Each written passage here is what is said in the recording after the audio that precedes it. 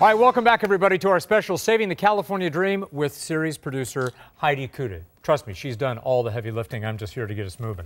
Have you ever heard the term global migration? Those two words should be sending chills down California's spine. Michael Cox from SMU in Texas is an expert in this global migration, and he says California better wake up because it isn't only other states trying to steal our business. We are competing with the world. These successful people and successful companies, they don't have to stay in California. You can't trap them there. It's just a very attractive option for them to pack up and leave. They're not appreciated for what they provide for the state. We appreciate them here. Come on.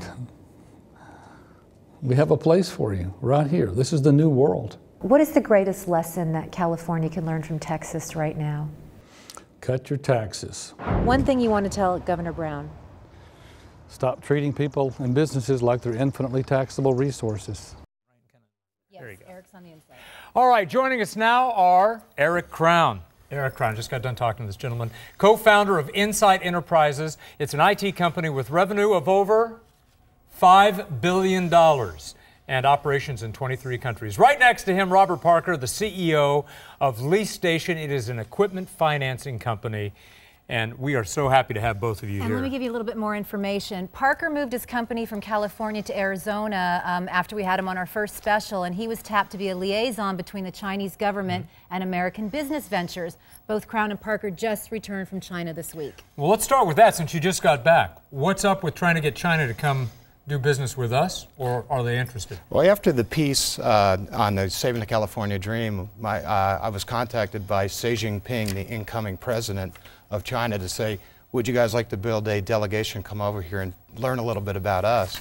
And one of the things that was impressed me when I was there is that he really believes in business, and he says that politicians should get out of the way of business, put business people in a room, and they'll develop business. And we hear that over and over again, but what's interesting in Texas, the model that I've been studying, the politicians get in the same room with the business leaders, and those are Democrats and Republicans, but they have a singular goal of creating jobs. Eric, why don't you take that? Because we met with a bunch of government. Yeah, I mean, I was very impressed. I mean, they're so pro-business. When we sat down with these leaders, I mean, their first comment was not, their first question was, how can we help you? How can we make you grow your business bigger? How can we partner? How can we employ more people? How can we make you a success? All right, well, cool. Rather than me pointing out the contradiction between communism and free enterprise, I'm just going to ask. We were surprised too. Which, yeah, it's a surprise to me. What does California need to do, Eric, to get that business and wrestle it away from other states? The biggest thing is just make it a business-friendly environment. Limit taxation, limit regulation. Regulation is good, but sometimes even regulation becomes bureaucratic. The regulation is quality. How? Politicians have to start listening. They have to start listening to the people that make a difference. Well, you know what? Look, you're a billionaire. You did this in Arizona. You fought in 2003 and 2005.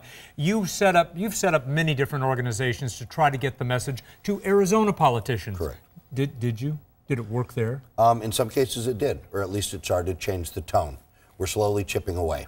But California, if we just moved a little bit more, in these directions, if we didn't raise our taxes, if we made our regulations less sketchy, we'd actually be able to compete for some of that business, wouldn't we? Heidi, one of the things when I moved my business, and now it's 18 months ago, believe it or not, to Arizona, the politicians reached out to me and actually said, let's have a meeting. In fact, it was up at Eric's house, and they came out and said, we'd love to.